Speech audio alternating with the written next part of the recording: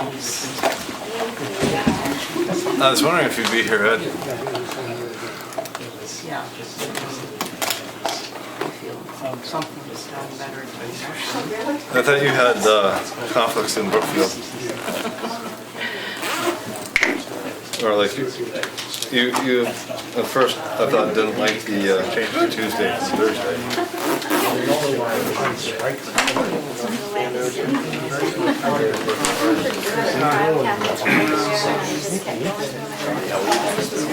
So, how are you?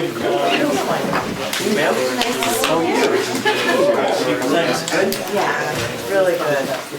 You enjoying it? Are you sick of Twilight? Yes, everybody went, right? Everybody went.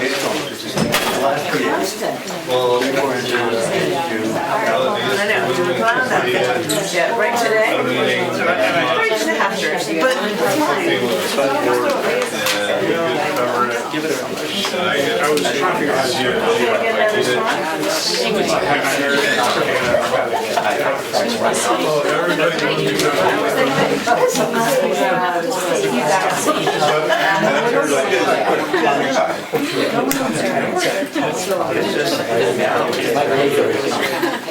Great, yeah, that's awesome.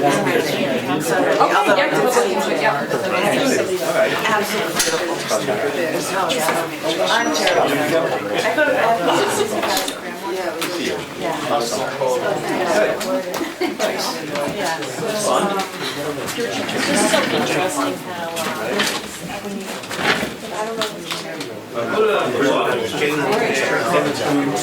Then there were rentals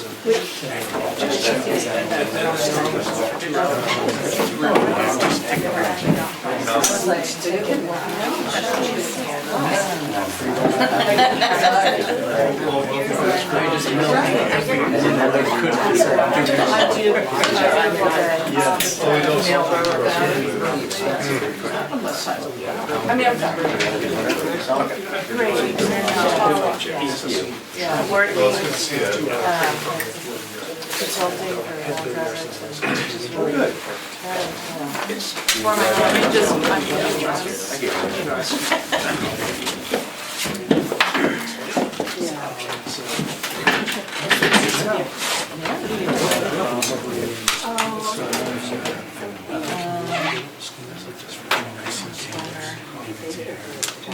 I assume you were at the preserve.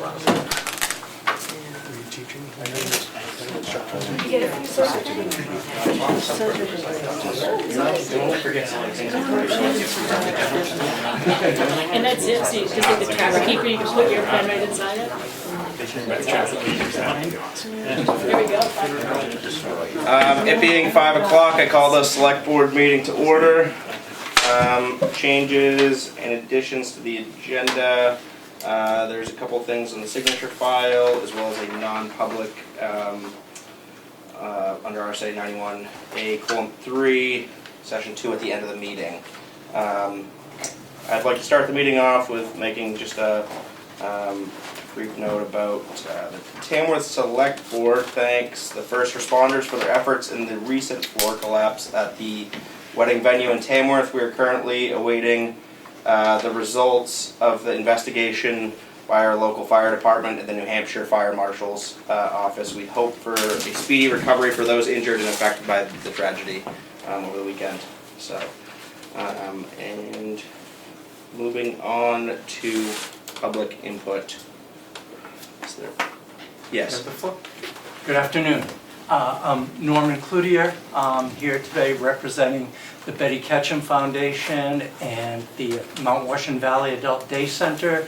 With me is our Vice President, Keats Meyer, who you probably all know as well. A week or so ago, we announced that we were going to be breaking ground on some senior housing here in Tamworth, and I'm here today to extend invitation to the Select Board members to attend our groundbreaking on April 14th at 11 a.m. We expect to have quite a few state and county representatives attending that as well. We're very excited about the project. Certainly we all are aware of the demand for additional housing, and this particular project is targeted for seniors, particularly seniors who are involved with either caring for a family member, a loved one, or needing additional care themselves. The project will be giving priority to Tamworth residents for residency at the apartments. So for now, I simply would like to distribute, and I've got an extra one here for Carl whenever he's returned. Hopefully you all can find a bit of time on the 14th. As I said, it's 11 a.m. right over here at 43 Tamworth Road, and we expect it to be wrapped up probably close to noon time. So we hope you can attend. Thank you. Thank you. Is there any other public input? Yes. Damon Steer, Conway Sun, Tamworth resident. Question, MUR had a story about how the preserve didn't have some sort of like occupancy or actually assembly permit. And is that something the selectmen are looking into at all? We're not going to comment on that. Is there any other public input? Can I ask one more thing? Perfect. In terms of just generally the assembly permit, is that available on the town website? I just want to know what an assembly permit is and you know what it entails. Do you know if that's on the website or is that just available for the fire Goes to the department? fire department. Okay. You have to ask the fire chief. Okay. Is there any other public input? Hearing none, I will move on to the department head update with Parks and Recreation logo. Cool. A couple quick updates. You know, spring sports sign-ups are ongoing, so sign up soon. Easter's right around the corner. April 4th is the egg hunt, so come out to that at 11 o'clock. And otherwise, yeah, the main reason I just talked to you not too long ago, so I don't want to do a full update, but I probably about a year ago mentioned briefly that I was kind of looking into a new logo for the rec department. So I was curious what the select board's opinion on, you know, just putting one out there. Do you want to have a say? Do you want to? I don't know exactly what the process is with you all, but I have one to show if you're wanting to go that route. Or if you have questions about The police that. department created their own logo, and Yeah. I think they went through the select board too. Okay, Just to good. keep- So this is the process. You from, who knows, doing what? Well, and when I mentioned it before, you said, you know, you at least want to know about it because if I just came out with a logo all of a sudden and you didn't know. And a couple of people said committees stuff, yeah. have, I think Conservation Cool. Commission has one, Energy Committee has one. Cool. So do you want Jeremy to just email you guys some options and discuss that another day? Or you can hand them out. Well, okay, that's the thing too. If we want, this is going to take a long time. I don't want to take a long time here, but I do have kind of the process that I went through. So, thank you. I'll just hand these out. Don't look at the first page. Look at the second page, if you don't mind. Did you get that, Emily? The one that wanted to post up there. If people are curious what it looks like.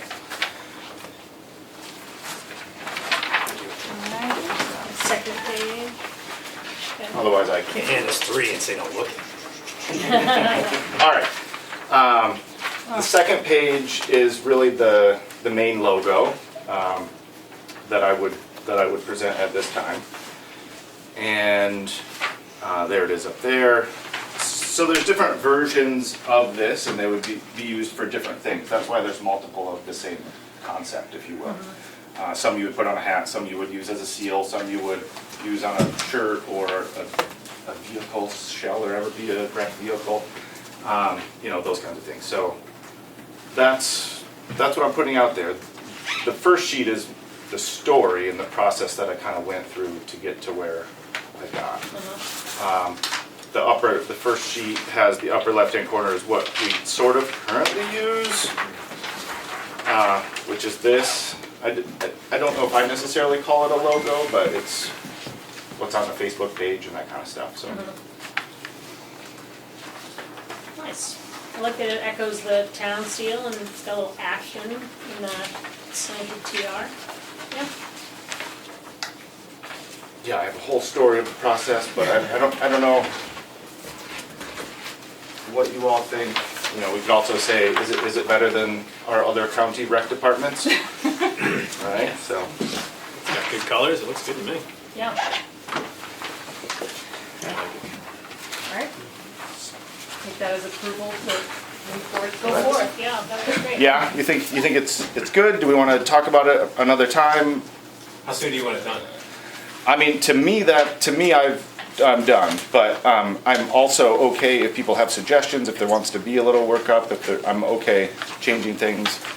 Or I'll be the moving- one dissenter behind the table. I'd like something with people in it, but it's your logo, not mine, so I wouldn't oppose it. But Yeah. in the ideal world, it would have people. So if you look at one of the first ones that I started with, it did have people as well as other things. And when I went that route, this route, because I feel like I'm giving a presentation to all of you, but not just them, I always felt like I was missing something. And I couldn't get everything into the logo, so that's where I kind of backed off and then went with more like this TR approach, and I tried people again. So I do too. I agree, and I just kept simplifying and simplifying and simplifying until I got to where I got. I think the problem with people like this is that it looks like, what's stuck on that bathroom door out there, that kind of clip art generic form that's representative. Yeah. So to me, that doesn't add anything interesting to it. I mean, it does show that it's for the people, I get that, but unless you could come up somehow with something way more stylized and less, Yeah, way more stylized that represents everybody, that shows Yeah. everything that we do, which is too much. It gets too busy real fast. It does. Ideally, ask the kids, if possible. Mm-hmm. I would say email the board a few of your selections and have you guys think about it and get back to Jeremy with feedback and you can workshop it for a couple weeks, right? Sure. Yeah. I will say this is the one that I presented is the one that I kind of dove into the most. So the other ones that I send you will probably be less worked up and could be worked up more, if that makes sense. I'm not sure what you're trying to edit. A logo. do we need, I hear young people, do we need to give you more time? Do we need to give them more time? I don't- Do we want to think about this more? Can we let them have it? I'm fine. I think you can do what you want. I've made my peace. Yeah. I mean, it looks good, it's stylized, it's better than the. Because now is when you're Yeah. I mean, I don't know. I think it's simple, which I think is good because as much as I like the top right hand, it's kind of cool if you're gonna like put a sign at the rec field. Like for example, like you can't put that on a hat, On a ball cap, Right. yeah. or a shirt. Well, I guess if it was big, but it's Yeah. like too busy, I guess, for a simple logo. So that's why I like where you ended up. Simple. I make a motion to approve the logo. Second. All right. Roll call vote. You say yes? Schaefer, yes. Prentice, yes. Roberts, yes. They were like, it's going to cost us more time. It's not, it's a meal, not a part. All right. Cool. Thank you. You said don't look at the first page, but I know. No, I know.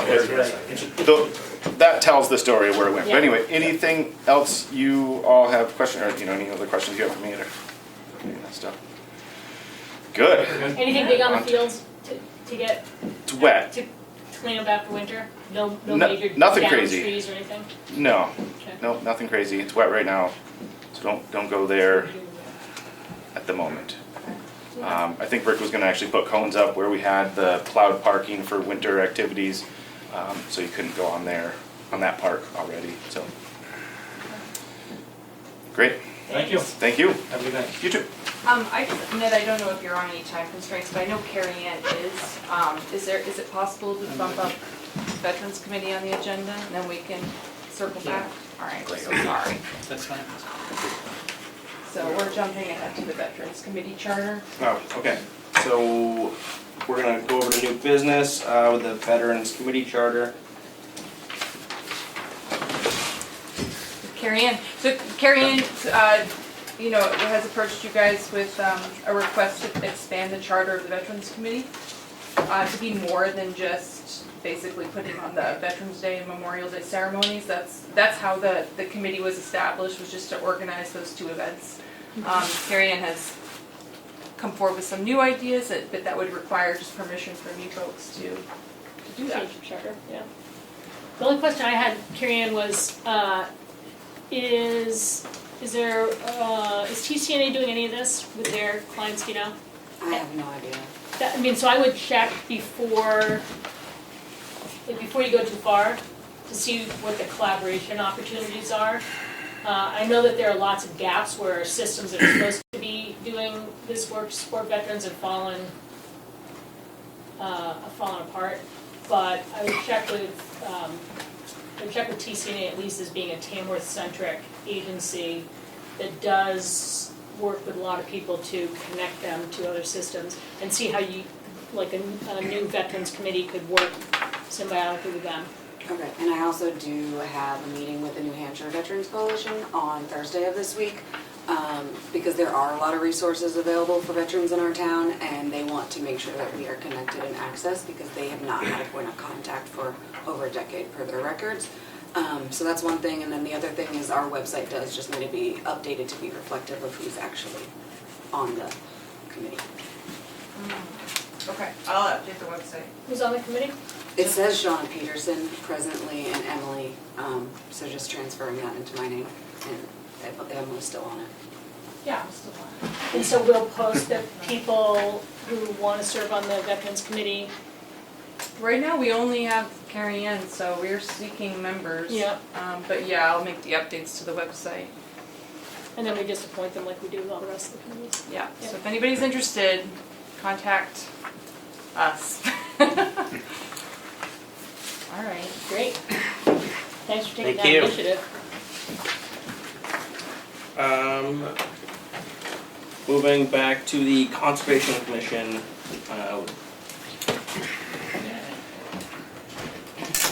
We have two items. One is that I think Emily's, we have appointments to be made to the Conservation Commission by the Select Board. I think Emily has the papers Yeah, they're in the signature file. in the signature file, okay. And so we've had a couple of people leave. We've had a few step up. Two who are staying on, Charlie Townsend, and who's treasurer, and Kit Morgan are staying on. He's vice chair for another 3-year term each. And Linda Medeiros is a new member who stepped up and is willing to serve for a 3-year term as well. And then the fourth appointment is an alternate renewing her term, Lucy Gatchell. And so that's We need a motion to appoint. Moved. Second. discussion. Medeiros, M-E-D-E-I-R-O-S. Oh, MED. E-D. okay. Good to know, thank you. All right, well, My mistake. we'll write it out on the appointment form. As long as it's right on the website. Okay. Any other discussion? Hearing none, roll call vote. Do you say yes? Schaefer, yes. Prentice, yes. Roberts, yes. And thank you on that. The second item is that we've discussed over the last year or so, conservation easements that the commission has been working on with landowners Nelson O'Brien and June Aprilli, who are donating conservation easements on 2 of their lots in South Tamworth off Bunker Hill, along Bunker Hill Road, just east of Jackman Pond. And I've checked in with the commission, with the select board a few times over the last year or two, the last year I think. And it seemed like it was go ahead, the commission has agreed, our Conservation Land Review Committee did all the work in detail, and the commission has agreed to these. And I am ready to sign them, and the select board signs, the chair signs, and the Conservation Commission chair, myself, will sign. And the landowners have signed already, and these are the two deeds. The pages for signatures are at the back, the last, second to last. And I have gotten the electronic versions of the signature pages from Nelson O'Brien, June Aprilli, as trustees of their properties there. They completed those today, and so the next step is for us to sign at some point with a notary. Yeah, I thought we'd have a notary Yeah, present sorry. And tonight. that's okay. My bad. But maybe we can arrange to do it tomorrow. Theirs is dated today, but it can be tomorrow or whenever is a good time. Okay.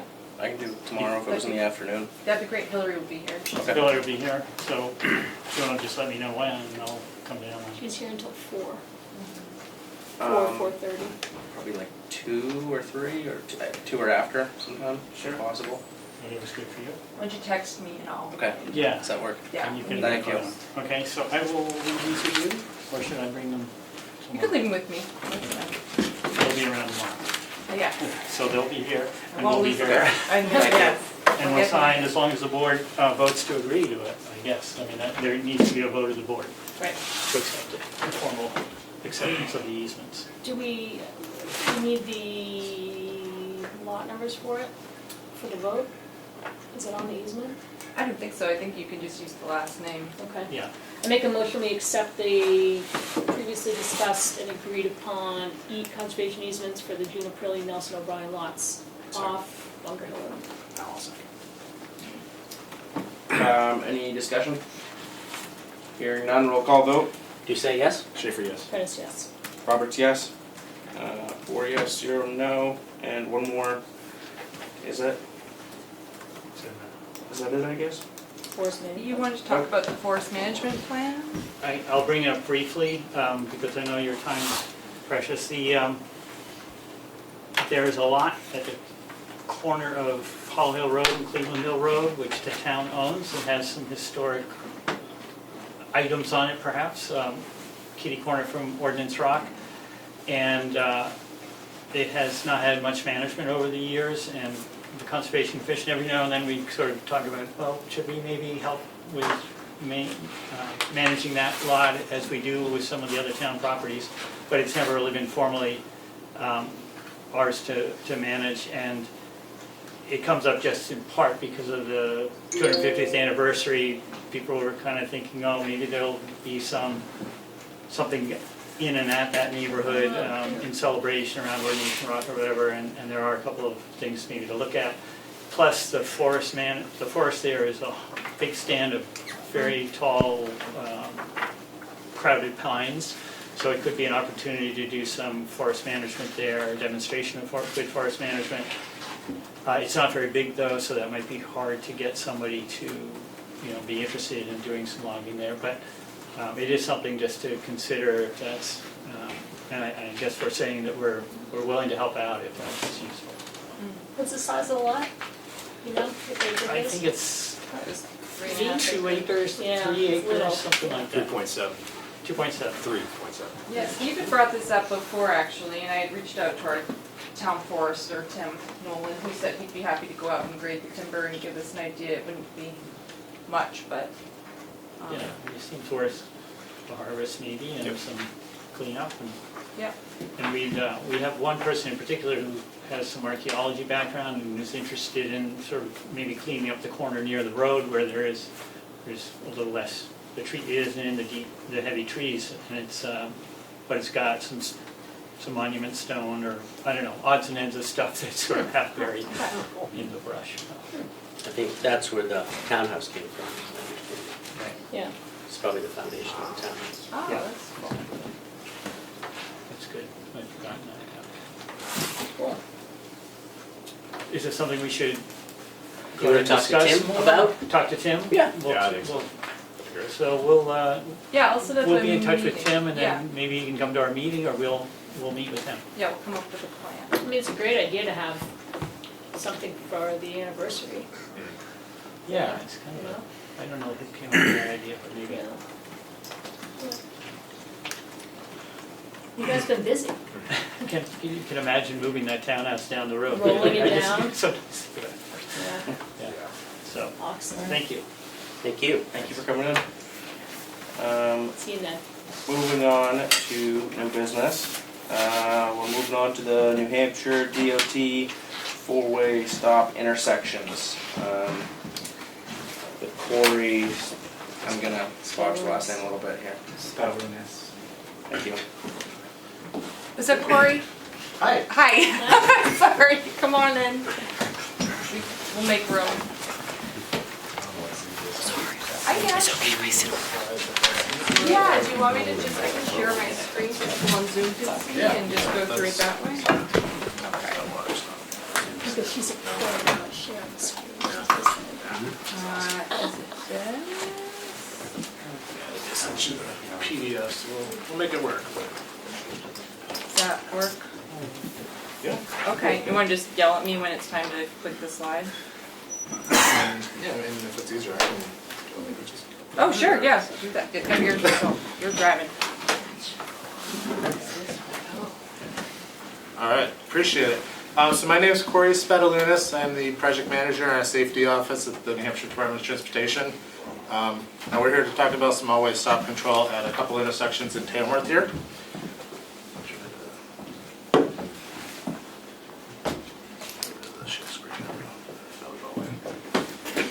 Before I start, I don't want to start on a bad note or anything, but I do just want the disclaimer that regardless of what happens at this particular meeting, we will not do anything if the town's not on board as part of the project I'm here to talk about. But it does not mean that nothing will happen in these intersections in the future if there are concerns that an all-way stop may resolve. So, with that being said, so all-way stops, what type of intersections are we looking at when we're talking about all-way stops? Typically we're talking unsignalized, and we're talking minor leg stop control. So the stop signs are on the usually lesser volume legs, usually intersections that have a crash history. Sight distance is difficult from the side road that's stop controlled now. Physical constraints, this kind of contributes to the sight distance, whether it's horizontal, vertical geometry, or there's buildings really close to the corner. High speeds on the main road, or just so much traffic that the side road can't get out. And that's still within reason. We're not going to put all-way stops, on like the highway because there's a lot of traffic there. So we have several locations. Trying to move myself out of the way so we can see them. A couple locations that we want to talk about today. We have two up in Shakura Village, New Hampshire 16 and 113, as well as the adjacent intersection of 113 and Page Hill Road. And then the intersection right down at the end of this road, 113, 113A, and Main Street. And for reference, we are at the star in the bottom left there at the tunnel. So I'm going to try to keep this orderly so we can kind of, because we're talking about three intersections, so it'll be a little jumpy, but I'll try to keep this so we're all on track. Just existing conditions of 16 and 113. I have all the volumes on the screen. Don't read into it too much. They're just there for the visual and the reference. Crash history at this intersection, we've had 23 crashes. These are crashes that we've received from the local PDs that have gone through DMV and state police and then ultimately migrated to us. So it's by no means necessarily everything. These are just documented ones. So this had 18 involving at least more than one vehicle, sorry. One minor injury, one possible injury. Of note, 2 years had 5 or more crashes. Those were 2019 and 2022. This intersection was flagged on one of our statewide screenings for the all-way stop, which is where this project that I'm working on originated. And based on characteristics of the roadway that were looked at in that study, we were predicting about 2 3/4 crashes a year. So, if you're at 23 over a 10-year period, you're at 2.3. So we're actually pretty close. The intersection's underperforming a little bit, but that's probably just because of the nature of the kind of village-ish setting at Shakura. And of note, there are existing crosswalks. It's a little tricky to see, but there are some blue lines of where existing crosswalks are today. That will come up as a consideration because otherwise the crosswalks are being asked to be removed because they don't meet DOT standards and they would need some additional infrastructure to provide the safety measures that requires. Moving one intersection to the west, 113 and Page Hill Road. That has a smaller crash history, 9 crashes. 7 were multi-vehicle. Fortunately, those were all property damage only. Again, so lesser volumes. Most of the volume is coming from 16. And then the intersection just down the road here. This has a very minor crash history, 3 crashes. The sight distance is less than ideal coming up from the south or looking towards the south, which is what the picture is depicting in the bottom left there. Much more minor volumes, we're looking at about 2,500. AADT is average annual daily traffic. That is a value over the course of a year, and I should have said this on the first one, I apologize. Over the course of a year, what the average traffic on a certain road would be. We recognize that 16 is a major seasonal route and does get a lot more traffic in the touristy fall, summer type time range. So circling back real quick, we're showing just over 7,000. We do have counts that are closer to 10,000, depending on the time of year. So why always stops and not some of these countermeasures that I'm showing here? We've had a history of implementing upgrades, I guess I'll call them, that didn't necessarily do what we were hoping they would do. That includes making the stop signs bigger, resolving practical site issues, which is usually vegetation, add a stop sign on the other side of the road to increase the conspicuity of it, add the placard underneath, in this picture the yellow one under the stop sign, that tells the driver, hey, you're stopped, the other guy's not. Overhead flashing beacon, which is the usually ambers in one direction, reds in the other, at the top of the slide. And then beacons on top of the stop signs, which is again pictured. These typically don't work because of the following. It does nothing to change the speeds on the leg that didn't get any treatment. Even an overhead beacon just tells someone that there is an intersection coming up, and that's it. They're not expected to slow down. Those often become background, honestly. You could probably drive around after this, and if it's a road that you're pretty familiar with, you'd probably be like, oh, I didn't realize there was an overhead beacon. You just don't see it, it becomes part of the background. The limited gaps that might be an issue for the minor road to get onto the main road are still present because we haven't changed the speed on the main road. Vegetation grows back if it's not maintained. We know we're all short-staffed, so that's a tricky issue. And then driver behavior for both minor and major roads remains unchanged. You're still expected to stop if you're on the stop-controlled leg. You're expected to continue as usual if you're on the uncontrolled leg. So why is always stop on our radar? North Carolina and Delaware in 2023 received 2 of the total awards out of 10 in a National Roadway Safety Award show, I guess, which recognized basically safety innovations. My administrator followed this and found it really noteworthy that 2 of the top 10 projects were for the same exact thing. Delaware did 20 and ultimately expanded on that intersections from two-way to all-way stops. And North Carolina did the similar thing with a much larger sample size. So just some findings from these states. Delaware, in their ultimately 25 intersections that they converted to all-way stops, you can see the crash data went down across the board. I have the red boxes of the noteworthy categories. We're looking at nearly 60% total crash reduction, as well as 82% reduction in injury crashes. If crashes happen at a two-way stop right now, typically it's because someone either misjudged their gap, blew the stop sign, wasn't paying attention, whatever. And usually they're getting hit by someone traveling at a fairly high speed on the main road. At an all-way stop, both drivers are expected to stop. So, not that I'm promoting this, but even if someone does blow the stop sign, the other person should stop. You have to have 2 people make that mistake at the same time to result in something that would basically hit hard enough to cause an injury. North Carolina found very similar findings. They had 70% reduction nearly in total crash rate, as well as nearly 80% reduction in fatal and injury crashes. 75% reduction in head-ons, which is usually a pretty common crash type that would result in a fatal or an injury.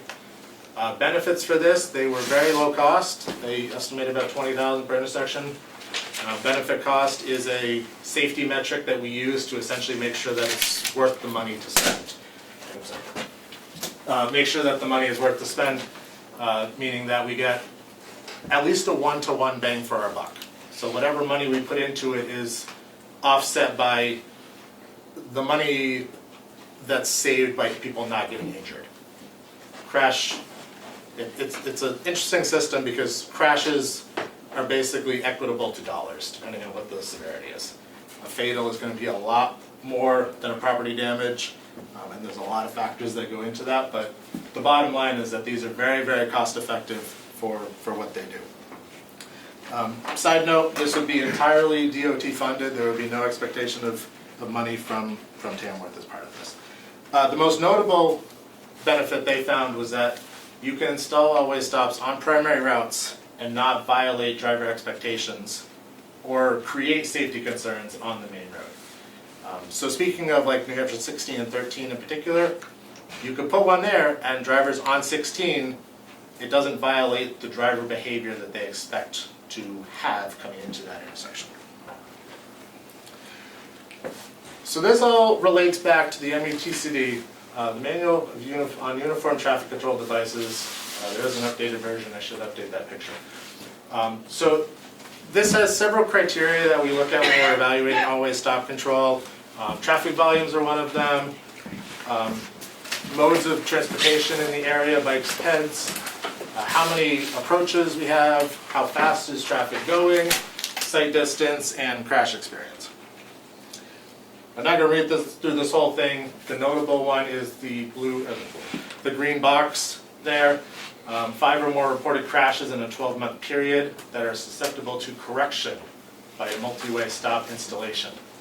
So as most of the crashes, at least the 16 and 113, were multi-vehicle crashes, we would have to get more information to determine the actual causes and types of crashes, because that's not something that we have at our fingertips. But that should be remedied by that boxed out clause there. In addition to that, there are 2 other applicable optional criteria. Locations where a road user, after stopping, cannot see conflicting traffic and is not able to negotiate the intersection unless conflicting cross traffic is also required to stop. Or an intersection of 2 residential neighborhood collectors of similar design and operating characteristics, where multi-way stop control would improve traffic operational characteristics. So these are not applicable all the same level to all these intersections, but we're going to start seeing how each of these kind of apply to the intersections we talked about initially. So pros and cons of always stop. They obviously promote safer speed on the major road because now they're required to stop. So local to the intersection is going to result in a much lower speed because they're not going 30 plus, they're now going ideally 0. Requires all drivers to stop, like I mentioned before, reducing the odds of 2 drivers entering at the same time. It does provide the minor road their own turn, because now the main road is stopping and you're creating gaps just because of the taking turn procedure that an always stop requires. Again, slower traffic promotes pedestrian safety, and again we have crosswalks at least at the 16 and 113 intersection, because if an always stop is installed there, the crosswalks at the intersection would no longer need those upgrades that were required as they are today. Because now this is a controlled intersection, and those requirements were required because it was an uncontrolled intersection. Having all the legs stop at the intersection largely negates the lack of sight distance, specifically at the one right down the road here on the end of Main Street. If you can't see looking to the south on 113, they're going to stop. So you only have to really see the distance that someone would potentially blow through it. And if they're doing that today, it's the same exact scenario as today. and can be implemented very quickly. A lot of these are basically signs of pavement markings. So aside from the period of letting people know ahead of time and letting people kind of get used to it, these are very quick installations. The cons is the re-education I just mentioned. It does require that advance notification for drivers. We usually put a message board out about a month ahead of time, letting people know the intersection controls are going to change. And then we leave that message board out there after it happens and tell them always stop ahead, use caution. If anyone's seen, there's a slide at the very end I'll show you, but we put stop ahead signs up, we put the stop sign up. All of those new signs have new placards on them. They have those bright orange conspicuity panels. Some of us call them like Mickey Mouse ears. They're very hard to miss. There's not a lot of reason to not see them. And the other con is it does introduce new delay on the previous uncontrolled traffic because they didn't have to stop before. Finishing up with the other states' guidance. As far as safety treatments go, always stops are in the same category as roundabouts when it comes to safety benefits. We saw the crash reductions that both North Carolina and Delaware had. 60 to 70% crash rate, almost 80% injury reduction rate. Roundabouts are very similar. Always stops are basically just for lesser volumes at a much, much lower price tag. And then everything else on the slide is kind of some of those ones that we already talked about that we've tried and they don't really work, and we keep trying them and they still don't work, so here we are. Volume thresholds. I plotted the three intersections in terms of where North Carolina typically determines what the safest type of intersection is for the traffic volumes, as well as if you need to do more analysis on the intersection to make sure it functions as an always stop. So that bottom green box where the 113 Page Hill Road and 113, 113A and Main Street are, those, I realize I covered up the text, but those are intersections that really don't need any analysis. Those traffic volumes are low enough, and they're about 2,500 or so each on the main leg, that there's been enough installations of these that at those traffic volumes there is a high confidence that these work and the delay is minimal and the safety benefits are there. 16 and 113 is in the next category. It does say further capacity may be warranted to verify the operation of always stop. So I think that's my next slide, but I'll get into that in a second. And then the orangey color is a roundabout. And we're not quite there yet. I realize that during certain parts of the year, we're above that 7,500. A roundabout would be fantastic at 16 and 113. Unfortunately, there's not a 10-year plan project to do that right now. So, taking a quick step back, rules of the road. We implemented one of these in another town. They posted something similar to this on their website. I don't know how often they refer to it for people driving through, but I really liked it. So I kind of paraphrased a little bit, just people haven't driven always stops too often. I realize they're not a new thing, but they're just an uncommon thing. So just a quick refresher on the rules. First person there gets the right foot. If you're there first, you go. If you arrive at the same time, person on the right gets to go. If you arrive at the same time and you're opposite each other, it's just like a normal intersection. The straight movement has right of way, and right turns go before left turns. It's exactly like a signal, you just have a stop sign instead of a red light. So, that being said, we've talked about some other states. What have we done in New Hampshire? So these top 4 locations, Auburn, Eaton, Gilmanton, and Franconia, these were kind of, they're success stories, but they kind of, their overarching story goes through all those upgrades that we've tried. And we've tried again, we tried different ones. We added stop signs, we added bigger stop signs, we added lights, we added this, that, and the other thing, and there were still problems happening. So always stop at those 4 locations came before all this additional research from the other states, and it was essentially a last resort for us. We've strongly believed that less guidance and less signing, less dictating what you need to do is usually better. But in this case, we said, okay, well, we need to stop everybody, and that's what's going to happen. And I'll show you what's happened since then. Other notable locations, these have been implemented in the last year and a half or so with our own forces since this success from the other states has been documented. Chester is probably the most applicable just due to the volumes. Hampstead, Chichester, Salisbury, and Concord. If anyone's been down to exit 17 off 93 in Concord, big old Market Basket and a bunch of other development, that is right off that exit. That is working marvelously. So, what's happened with the sites in New Hampshire so far?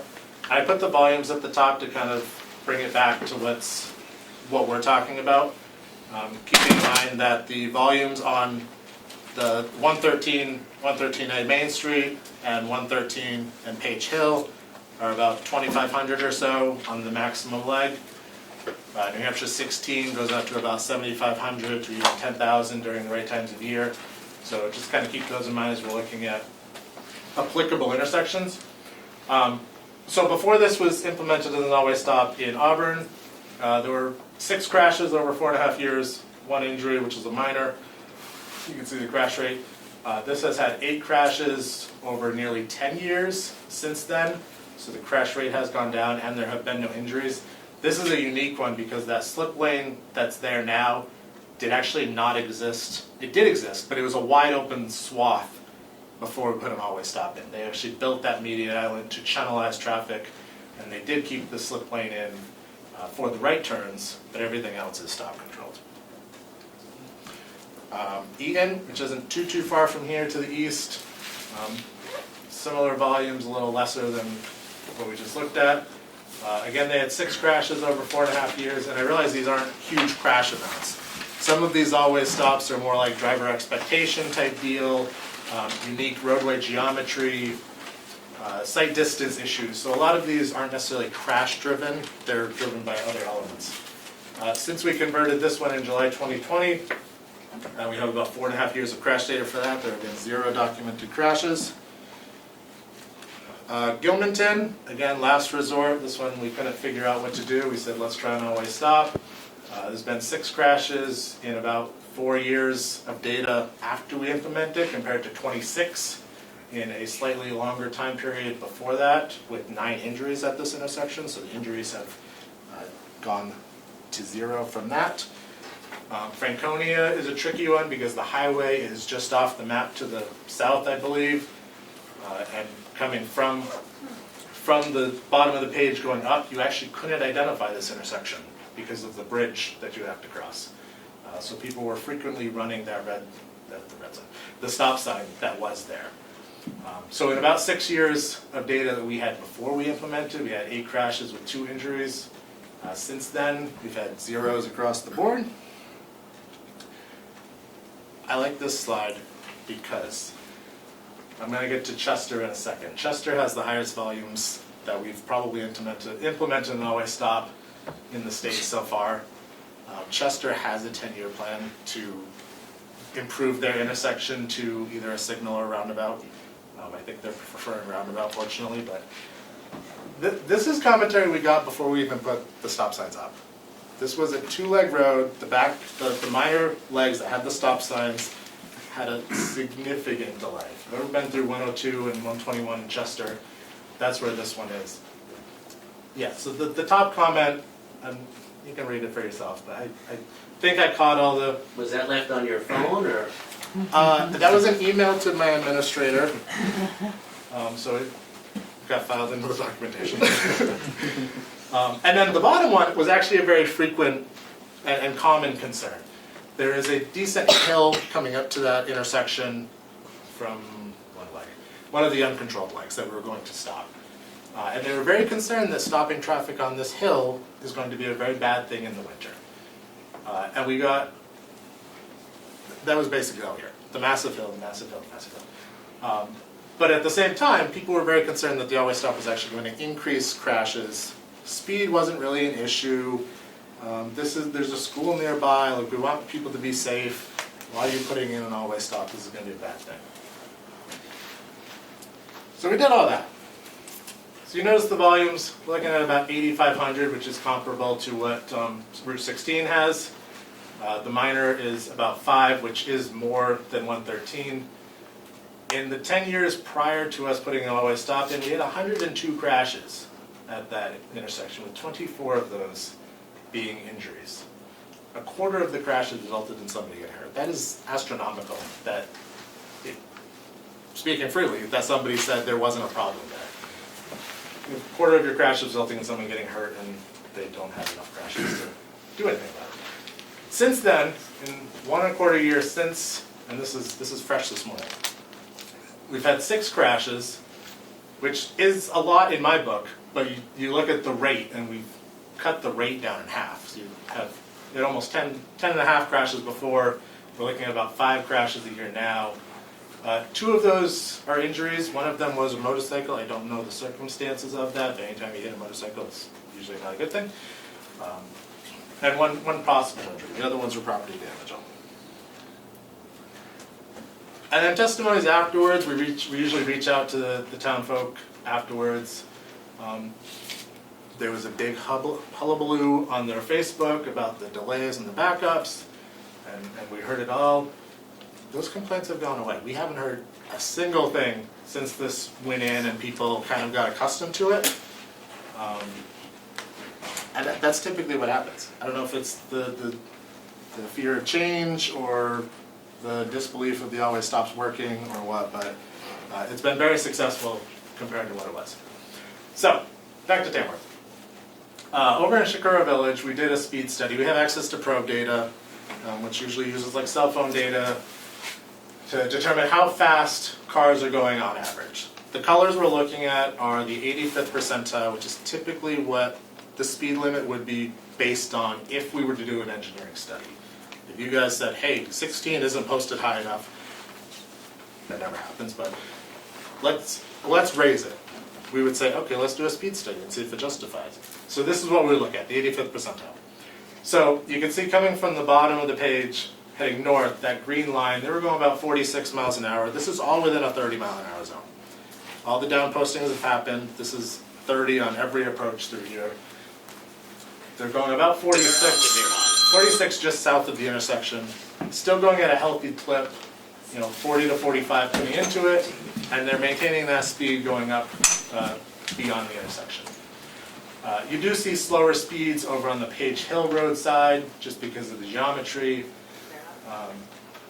but that's kind of what we're looking at. I'm going to stay at this intersection. We have, again, using that same probe data, we can determine origin destinations. We can figure out where people are going, where they're coming from, where they're going based on this intersection. So those percentages are the percents going through the intersection. So if you're looking at 16 above the intersection, you can see you got 45 to 50% of the cars that go through the intersection are either heading north from there or have come south from there. So you see most of the movement stays on 16. There is a decent amount heading towards Page Hill and following 113 off to the west. Of notable, Runnels Hall Road, if I could read that correctly, is over kind of on the northeastern quadrant there. These are just some fun things I found out when I was playing with this earlier. Of the traffic that's coming down 113 from the east, only 9% makes that right turn to head north, which surprised me because that's a one-way road, and I thought that was going to be much higher. No, 91% of the people are still going to the intersection to make that right. And I have to assume that that's just the geometry of Runnels Hall Road. Once you get to 116, it's a very, very skewed intersection. It's hard to see oncoming traffic. So it makes sense. I was just expecting a higher number. The other notable is that 84% of traffic coming from 113 Page Hill Road off on the left actually turns north. So I realize that's 13% per my diagram, but that's about a quarter of the overall traffic entering the intersection. So you figure 1 in every 4 cars in that intersection, that's not right. 84% of that traffic is turning north. So they have to find gaps in both directions. The biggie is always, how is this intersection going to operate? What's the delay if we put in stop signs on every leg? So we ran the analysis. The top two are for existing two-way stop. The bottom two are for the proposed all-way stop. And then we kind of go back and forth between an average month. And I want to note that these are all peak times during the day of those months. So during an average month, which is about the 7,800 vehicles a day that we showed on the first couple slides, as opposed to the average month, which was, what, 10,000 or so vehicles a day, somewhere in that range. Those are the peak hour during those months. So in a today condition, if you're coming out of 113 from Page Hill Road, you're going to wait about 30 seconds to get out of there. And again, during peak. If you went right now, no, it might not be right now. If you waited a couple hours, you'd probably get out of there in 3 seconds, right? There's no one going to be there. Similarly, coming out of 113 westbound, you're about 17 seconds, and both lefts off of 16 are 8 seconds. When you go to the peak, you're increasing that. Now you're at 9 seconds if you're taking the left from 116 onto 113. If you're trying to get out of the Page Road 113 side, you're sitting there for about 2 minutes. And that's during the peak, right? That's 10,000 so cars a day during the peak hour on 116. So that's a long time. The other side is much lower because it's a much lower volume. There's like 500 cars a day there, so that makes sense. You're probably the only car there and you're waiting to do whatever movement you need. That 123 is probably highly respective of the left turns that are coming out of the Page Hill side, because now you have to wait for both lanes. Right turns are much easier. If we convert this to an all-way stop in the average month, so I'd say probably around now-ish, I'd say those are pretty minimal delays. The Route 16 is obviously higher than the 0 that exists today. Left turns aren't really delayed too much. We go from 9 to 20. And again, I really want to stress it. This is during your peak time.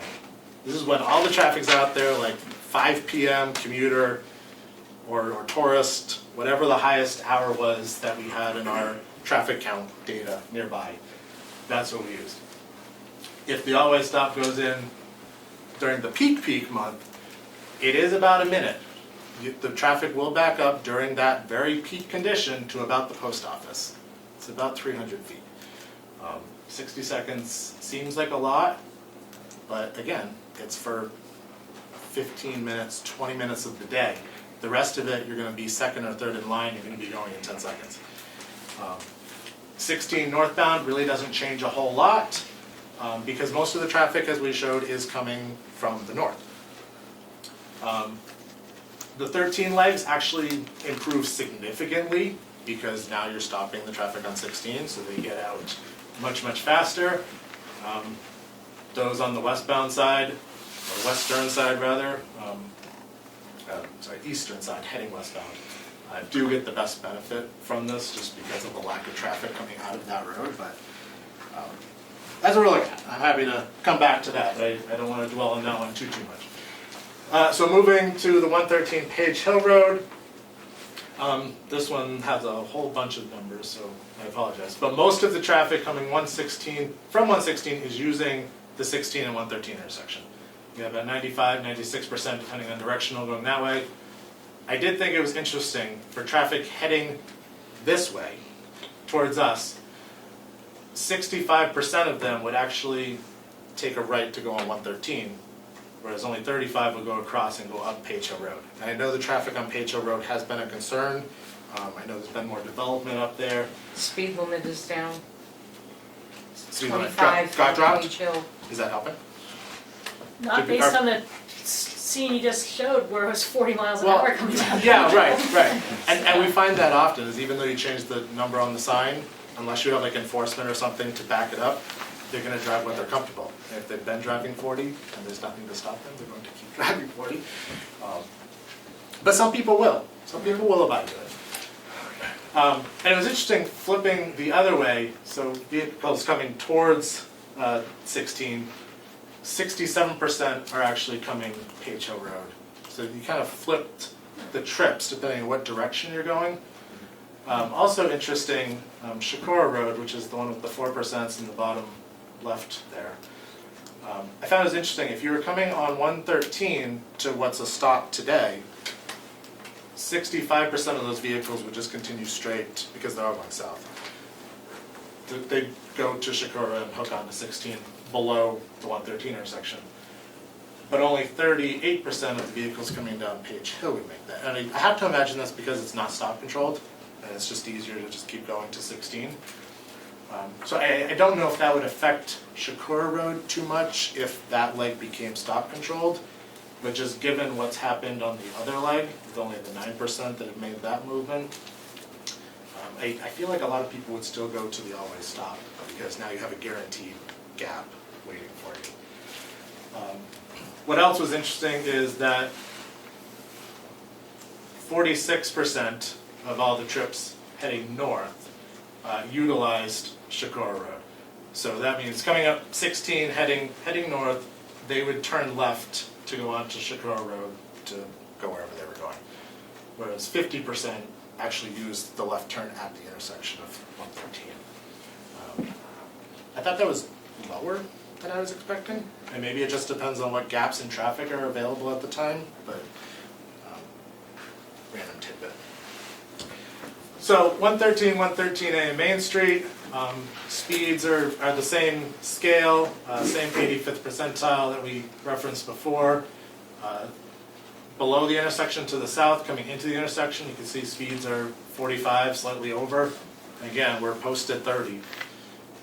The main route is 113, which would bang a right if you're coming from the south. People are still going upwards of 40 around that corner right now today, which it must be people that are used to making that movement, because I mean, even me coming in today, being unfamiliar with the intersection, I've been through it several times, but it is a noticeable crest that you can't see over as you approach Main Street. So, you know, if anyone's making that movement, it doesn't give a whole lot of leeway there in the condition it's in today. Main Street is fantastic. It's, you know, 25 to 30 as it should be. But, you know, 113A is also in the 40 to 45 mile an hour range. Origin destinations, pretty much as you expect. Most traffic stays on 113. You get about 45 to 50% of the traffic going east, west, south, north to 113. Minimal traffic going north of the intersection onto 113A. I did find it interesting that for vehicles coming up 113 and making a left onto Main Street, 93% of those turns were using that slip ramp that's there today. In the opposite direction, 99% of the people making a right from Main Street were using that slip lane. It is two-directional, and it is kind of what I would expect. Again, the crest of the roadway geometry does kind of play into that. It almost feels like a stop to make sure there's no one coming up over the hill now, but a lot of people make the movement using the slip lane. This is what this one, I did a quick diagram of this one just because the other ones are a little more straightforward. If this one were to be converted to an always stop, I do want to preface that this one would not be included in the project. We have been here to talk about this one previously. This could be something that we could do with our own forces probably later this year or next year. I'd say probably later this year, it's only March, April. March. Holy crap, I'm sorry. It's almost April, it's fine. We would propose to change the slip lane to be a right only. So if you were taking a left out of this intersection from Main Street, you would have to go to the conventional four-way. And the stop bar for the movement coming from the south heading up the screen would be closer to the island that has the monument in it now, so that the sight distance would be, you know, everyone would be seen at that point. I did fly through a lot of this, but just as a closing, if there's no support for some, any of these, all of these, we won't do anything to any of them right now. If there is support from the town and public, then we can plan to include at least the 113 and Page Hill and the 113 and 16 intersections in the statewide project that we're looking to convert about 20 intersections towards the end of this year and next year. And then the Main Street one that I mentioned could become a an internal project that we could do. Again, that would have no cost to the town as well, it would just be a different person putting it in. I leave you with Chester. This is the massive hill. But this is what the conspicuity panels and everything would look like. You can see next to the monument, just to the left there. Brand new stop signs, brand new stop bars, those big orange flags. The new panel, the panel under the stop sign says 4 ways. You have stop ahead signs before that. There were message boards out for a month or two during this whole process to get people acclimated to it. It's very, very hard to miss if you did not have a stop before. You can't necessarily claim you didn't see it. So, that was a lot, I went fast. Corey, what's your timeline for having us make a decision? Doesn't have to be right away. I'm looking to advertise this project in May, so like the next couple weeks would be ideal. Okay. But I can always finagle it if it needs to be longer than that. Okay. And what constitutes support from the community? A letter from the select board, or what are you looking for? Typically, we've had communities that put these on like public votes, like warrant articles and stuff like that, and you know, if that's something that is just the proper procedure, that's fine. But typically, we just look for like select board consent and not making the general public overly angry. I say as 90% of Chester was very mad at us, but that would be, yeah. Can I stop Yeah, sharing the absolutely, screen? yes. I'm just curious if we have any comments on, I mean, I'm just thinking that gives us time that we could advertise a public conversation about it to get, I mean, there are people here tonight who knew that this was on the agenda, Mhm. but we could do, you know, a public hearing. yeah. I And there'd be time if you need it, if we've got several weeks. Yeah. I wouldn't want to miss the window to Right. get, because honestly, when state of New Hampshire shows up and says they're going to pay for something, I'm surprised by that. So I don't want to miss that window. Right. I mean, I would love to have both of these intersections, both the 113.16 and 113 page in the project that I'm putting out. This is just our first round of projects, so if for some reason Tamworth was like, you know, I don't know, maybe not right now, or whatever the reason was, there will be future projects that we could potentially catch this Right. in.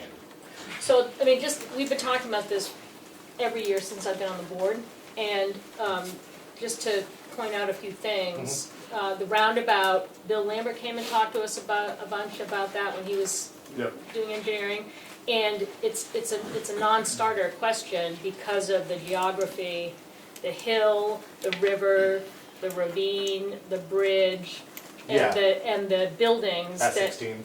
right Yeah. at that intersection. Yeah. So while that might be a preference for people, you know, it can't happen at that location, and the DOT engineers told us that several times. Traffic calming has been a big concern for years now. Pedestrian safety, like this allows us to put a crosswalk in at the four-way intersection. It changes the safety paradigm, the data that you shared with us. I mean, we're about to pull the 2 Right. crosswalks, you know, this spring. That was already voted on last fall. So, I mean, this is an interesting option that checks a lot of boxes, but it would be good. I know there are people here who want to ask you questions. Yeah, and as far as the crosswalks go, the one north of this would probably still be Get up for pulled, right? removal, Yeah, despite traffic going slower because of the stop signs. right. But you would keep the ones at the intersection, yeah. I saw 2 brightly painted stop lines on that last photo, but I only saw 2. Would there be stop lines in front of every stop sign? Yeah, all 4 approaches would get it. And I don't know if that particular one, we did that internally with our forces, and I don't know when the stop bars on the other legs were done. I could look at it real quick. for years. Oh, yeah.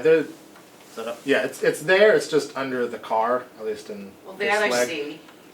The other leg is, I think, just hiding behind the I think she was asking about stuff Okay. back she was there. asking about crosswalks, I think she was. No, Oh. I was asking about stop lines. Oh, okay. But yeah, we would be, if they're in bad condition, we'd refresh them. We'd probably refresh them anyway, regardless. We're already there. I had a question. Talking internally, people who drive 16, at peak hours, whenever you hit any kind of stoplight, various places, there's can be multi-mile backups at times. I don't have the experience with a stop sign on a pretty major highway. That I think I looked at. You guys had a vehicle counters there a year or two ago, and it was in early August, so it was really summer peak conditions. And I remember looking at the data because it's hourly data, and at the peak time it was over 20,000. Sorry, it was every 4 seconds, 15 cars a minute. So if you multiply that out by 60 by 24, you get to 21,000 vehicles AADT, which seems really high for major. I mean, it seems high for stop signs. I'm just curious of the backups. I think you mentioned that coming south, it would back up maximum to the post office, which isn't very far. I mean, that's really, seems optimistic to me, seems unrealistic. How, do you have data from other places you've done it with high volumes like Chester where you have peak backups and how long they are? Yeah, so it's an interesting question because the backups are going to be more sizable initially as people get used to it and kind of figure out, is it my turn? There's going to be a lot of hesitation for people that are next to go. Chester, we got a lot of pictures of pretty significant backups, to be quite frank. And they were much longer than we predicted, but I haven't heard anything since then, so I need to follow up on it, but I do believe the queues have gotten significantly shorter because people are now either just going through them faster, and I mean that in like an efficiency way, not like screw the stop sign kind of way. Or people are finding another way, I guess, in Chester. I guess the reason I ask it is there are some driveways and businesses and residences, mostly south of the 16 intersection. There's some post office and other things north too. And if you had a half mile, quarter mile backup, it would make it difficult for people to get into or out of their driveways, and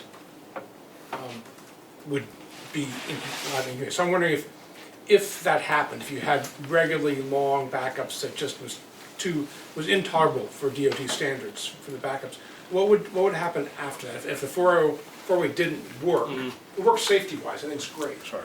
If it didn't work for traffic flow, which I know is an important part of what you guys do. Yeah. What's the next step in traffic configuration? Yeah. So as far as the driveway access goes, we did have some of those similar concerns. Chester is much more densely, a lot more driveways in that area than, say, 16 right there. I typically feel like drivers are typically pretty courteous. If you're stopped already, it hurts you exactly zero to continue being stopped for an extra second to be like, oh, this is where you're turning, come on in. And because they always stop, even if it's fully populated at each leg goes 1 out of every 4 turns, right? So there will be gaps. It might have a couple car queue waiting for the guy to get out of the way because it's blocked and you just need the intersection to move a little bit. But I don't typically see that. We haven't had that as an issue that's arisen. As far as if it, we wouldn't be coming to the town if we didn't believe it would work first. If it did have volumes in the neighborhood of 21,000 vehicles a day, and I'm anticipating that's like peak, maybe like foliage season, like a bad week as far as traffic is concerned, we would definitely be watching it. If it absolutely just is awful for just way too long, and I don't necessarily have a number for like what really bad and how long is. But if we were getting like Tamworth is like, this is getting ridiculous. Like we're 5 hours a day, it's stop and go. We'd be like, we missed this one. Like we don't typically come in and say, oh yeah, if it doesn't work, pull it out. Because it's a lot easier to teach people that a stop is there than to teach people a stop is not there. Because now the minor legs think 16 is going to stop, for instance, and now they don't stop anymore. So now you got people pulling out what was previously safe, but 6 is not stopping anymore. So it's harder to go backward. It's not impossible, but it is harder. So it would be, I don't want to say it'd be a tough sell to remove, but it would have to be a lot of overwhelming, this is really not working. Thank you. Am I calling? You're calling now. Oh, I'll go with thanks. the woman in the front, sorry, yeah, Oh, she had her sorry. hand up. Sorry. Yeah. Rather than the stop signs, what are the criteria for when you could put in an overhead, on and off stoplight, which could be timed to what was happening in the crosswalks, and the Route 16 lane could have a green light until people had queued up at I see what you're 113. saying. So, yeah, like putting a formal signal there and just have it green until, whether time Until hits a limit or interruption. there's, you could, that's a much costlier improvement, Sure. and it typically goes through the 10-year plan process, which is a very elaborate process that goes through the regional planning commissions and the towns and governor and council and all that good stuff. And even if you got into it, you're still looking at 10+ years to do something, just because a signal is a more capital improvement. And I'd be concerned about locations for mast arms specifically at the 16 intersection, because it is a very kind of historic or eligibly historic area. So in terms of putting the actual like arms that would hold the signals, that could be an effort as well. It's an option. It would just be a very long-term option. Okay. And if we were going to do something like that, typically we like to see something like an always stop has been implemented and tried, and maybe it didn't work, and that's why the signals are warranted. But we typically like to see that we've tried something else before jumping to signals, because they have their own sorts of safety concerns as well. David, can I jump in, just because he says something about the 10-year plan. Last I heard that all the 10-year plans had either gotten pulled or were on indefinite hold. Right. So is that even, I'm just saying, let's not get our hopes up that Realistically, even in 10 right. years we could have a plan at this point. Realistically, everything that was slated to enter got postponed just because financial limitations. Yeah, so there'd just be that many more projects to contend with at that point. Tim Steer again. Overall, this looks pretty compelling. The questions I have are, like, when I'm just driving around in town, I live in town, where I worry about getting hit the most is like here, even though it's the slower speeds, but there's just so many spider web directions that people can hit you from. This is where I kind of get a little bit more nervous than Route 16. I mean, maybe it's just, not, rational, but that's how I feel about this particular intersection. And then, I also worried about, or had a concern about backups on 16 if you had an all-way stop. And it's interesting, I work in Conway a lot, and DOT in Conway was talking about how the Conway four-way, they actually they give a green light to turning traffic even when there's a pedestrian in the crosswalk, because they're in such a hurry to get people north, because DOT wants to get people north so quickly that they're not even interested in people in the crosswalk. I mean, it seems like. So it just seemed like, the philosophy for Conway's four-way is different than here, which is good, because I would prefer to have, safety and not people getting T-boned and clipped and everything, but it seemed like DOT is in a hurry to get people north, and having a four-way stop seems, counter to that. But I don't know if you could. Yeah, I mean, that's one of the primary cons of having the stop, is that it does have that delay on 16 that right now you don't have. You go through at hopefully 30, because that's what posted, but realistically closer to 40 for the speed data. That would have to stop if we put up the always stop signs on those two legs.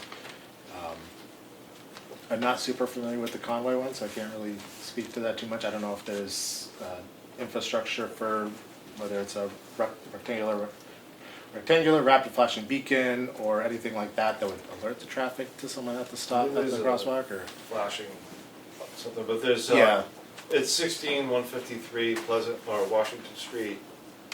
So it's like 16 up and down, and 153 on Washington Street. Yeah, I mean, has it been in there for a little while?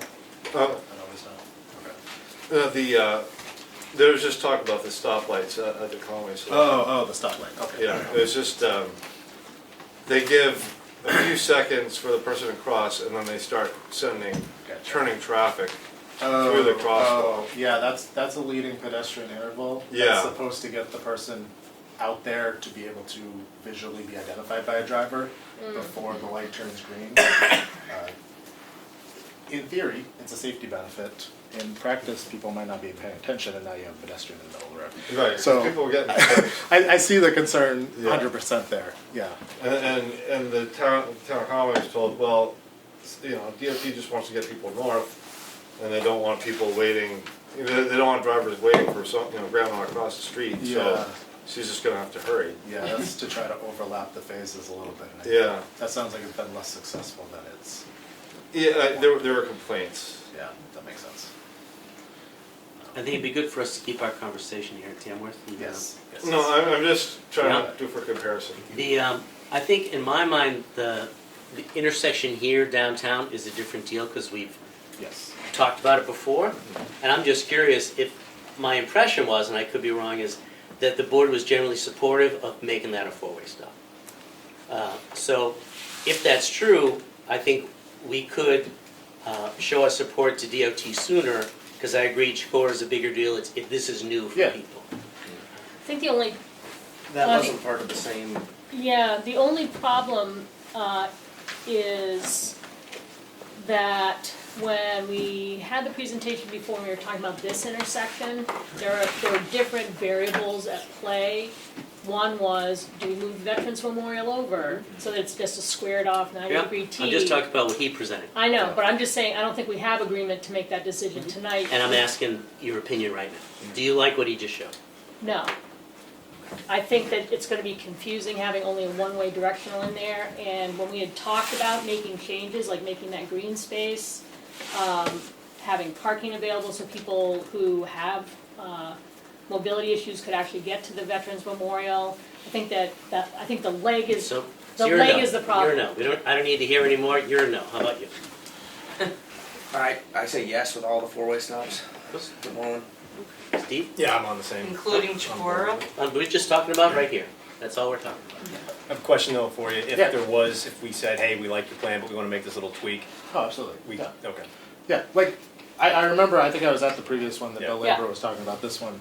And there was talk at the time of maybe removing the slip ramp entirely, I think, or Yep. one or the other, I don't And remember. I'm in favor of the four-way stop, just not with the slip ramp staying. Yeah, no, absolutely, and that could be something that we can involve our district maintenance forces in to help with, whether it's kind of like I showed with maybe bump outs and have some parking there and do that enter sign so it's more obvious for drivers, or eliminating the slip ramp entirely, you just have to accommodate for that right turn. It's a hard little right bit. turn. It is a hard, From here to. the way it's 13th. configured right now, absolutely, which the slip lane benefits, but I do understand the connectivity to the memorial is a benefit as well. Is it possible to leave the slip ramp a left turn from 113 northbound as well, or not at all? It kind of defeats the purpose of the always stop at that point, because the point is to 'Cause bring it's a everyone to yield. that same, it's part of the view, but it also adds one more conflict for vehicles crossing to make that Yeah. left, where if they go to the stop sign, it's more easily resolved. Can I read a question from Zoom? Yeah. Becky says to have a four-way stop in Chicora, the traffic heading south on Sundays could possibly back up to Albany, just like it backs up beyond the 4 lanes from the light at 25 in West Ossipee. If accidents increase because of four-way stop, how long would it take to review this intersection again? So I think that's two separate things. Have you heard concerns about backing up to Albany? Was that on your radar when you were looking at the data? We, Can I, Yeah, so yeah, the data, the traffic volumes that were used in the analysis determined the backups, it was those August volumes, and they were even increased a little bit to really like see the peak volumes throughout the year, and it was a Sunday. So if we're seeing that it backs up on 16, like to the post office, even with those conditions, then that would be a stretch to say Albany. What about if the accidents increase because of a four-way stop, how long would it take to review this intersection again? So I apologize, I should have introduced my colleague. Sorry. No, you're fine. This is Emma, she works with me, she's a safety engineer in our section. To review the intersection again, so a lot of times crash data is all we have to go on right now. There's probe data out there that can tell us if there's hard stopping, near misses, stop compliance, all sorts of, there's a plethora of information if you want to pay for it, which is another question entirely. Crash data is typically, right now, available yearly. So we really almost just now got our whole swath of 25 crash data to look at. So crash data, while it's a good tool, it does have its limitations because like we saw there were 3 crashes at the Main Street intersection here. There were 20 something at the 16, but even then, if you're looking at 2 to 3 a year, you know, if that spikes during the first year or two, that would certainly raise a red flag. But I would want to know more information on what went into the crashes, if they were people just blowing through the stop sign, if they were behavioral speeding. If it's like geometry, infrastructure related problems, that would be worth a conversation 100%. If it's people not abiding by the stop sign because I never stopped on 16 before, I'm not going to now. That's like an enforcement type thing that really needs to be addressed. So we do have a method to, we have a few intersections as part of this project. These were not some of them, that we actually put a camera out there for a week to get some of that data, specifically stop compliance and near miss. We could do something similar after this was implemented, if it gets implemented, to see how it's behaving from a driver behavior perspective and not necessarily an infrastructure perspective. I know Carl had some opinions on the intersection here, but I don't know what they were. Did he tell you, is he for a four-way stop here? I think he's for it. Also, I know you're on that committee, right?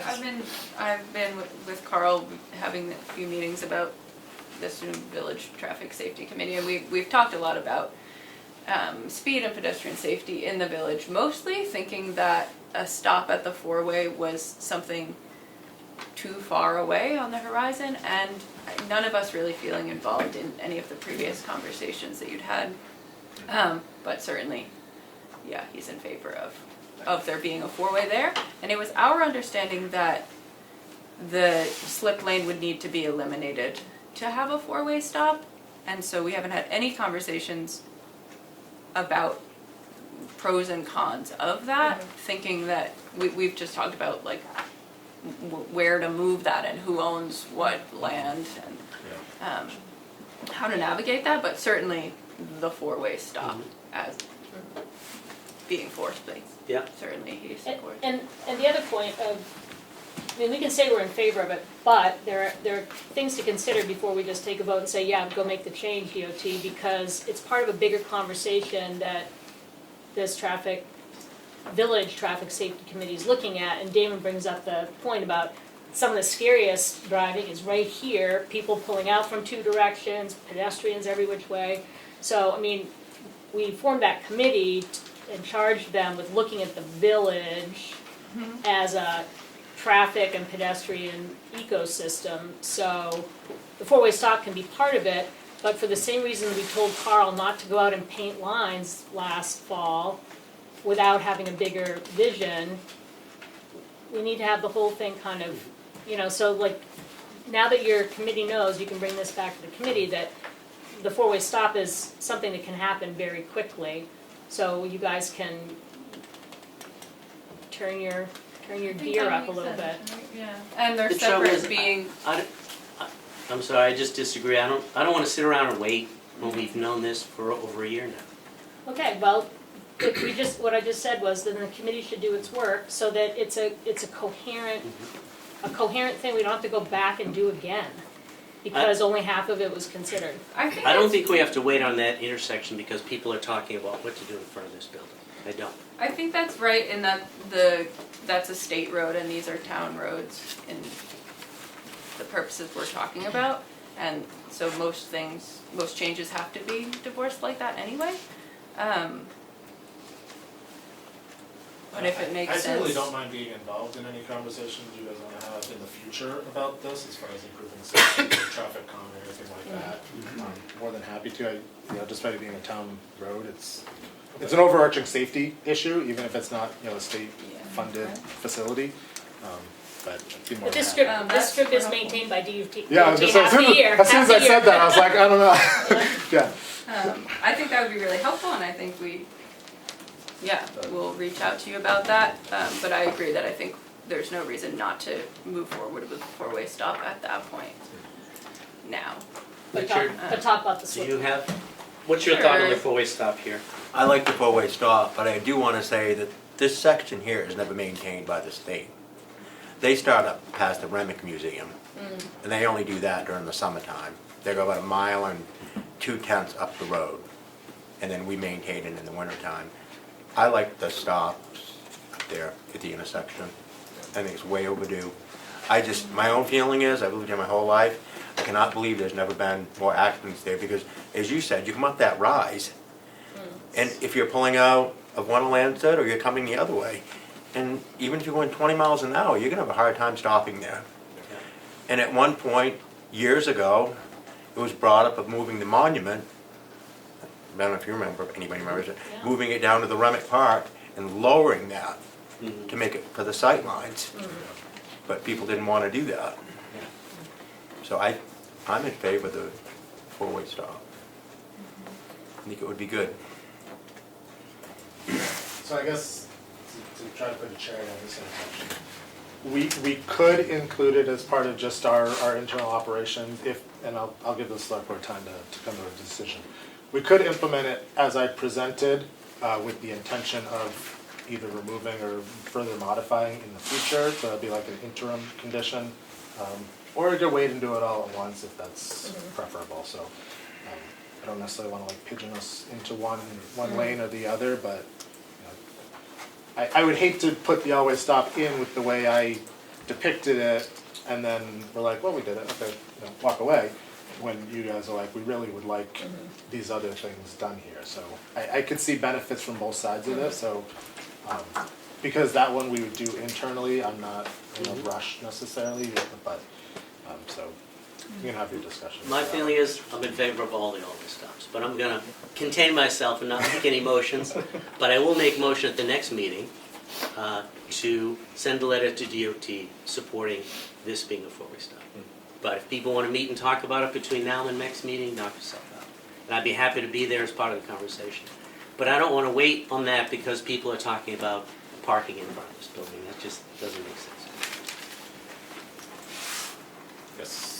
Judith Reardon, as one member of Chicora, just for myself, I wanted to really thank DOT for considering the four-way stop signs on 16. I think it's a good radical way to stop a lot of the problems in the village, and inexpensive one, and so even though it may cause problems, I say thank you. And I missed how, if everybody said, oh, go ahead, and told you before May, when would that happen? So based on the timing, well, first I appreciate it. I think part of the hesitation in a lot of communities, not necessarily applicable here maybe, is just, it's a change. And there is that period of getting acclimated to the change. And we know 16 is going to back up during certain parts of the year and during those bad hours. It probably will back up beyond the post office. Like that's what we're showing for our simulation.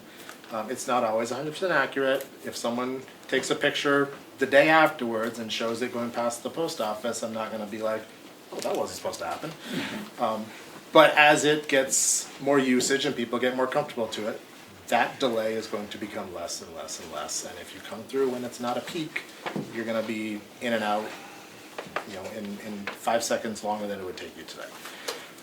As far as timing for this to get implemented, if it was supported, the project goes out in May. There's a bid period of 4 weeks or so to get a contractor on board. It's another 2 or 3 months to get approval of the contract through governor and council. So, we're looking at the speed of government here. And then I have several other intersections that I mentioned I collected video data on that I want to implement first to get comparable after implementation data on. So this would probably be early 27. That's a long-winded answer to say early 27. Yep, yep. But that's why 27. And is your presentation available online at all? It's not, but I can put it on there. That'd be I good. don't have it yet, but I will. Just send it to Emily and she'll put it on our. Yeah, I was gonna say, I've got all the ADA stuff I gotta worry about, so that would be great. Because this was brought up at town meeting, can you just confirm that these, if this happened, the four-way stop, the requirement for the rapid flashing beacons to be installed at the crosswalks would no longer, At the stop signs, yes. At the stop At the intersection, at the But- immediate intersection. But the other crosswalk would be the northern crosswalk would be taken out still, because it Yes. becomes a different kind of hazard with people Right. accelerating out of it. That crosswalk is still not at a controlled intersection, which is what the stop signs would But you'd provide. have a safe one. So, You'd have a safe intersection with one, I mean, how many crosswalks? Just the One better crosswalk is good. It goes right to the path, right by G3, right by the library. And there'd be painted crosswalks there. so we've gone back and forth on that, per, I don't know what RSA is it, but it is implied that if traffic stops, it is also a pedestrian crossing area. And there are tip downs, the ADA detectable warning devices and stuff to accommodate that. I personally like having the crosswalks there to really bring your attention to, hey, there might be someone walking here.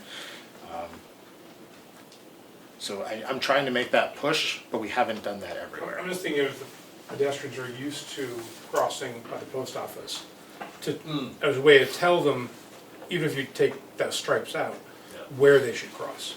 So I think it's more about pedestrian behavior than that vehicle behavior.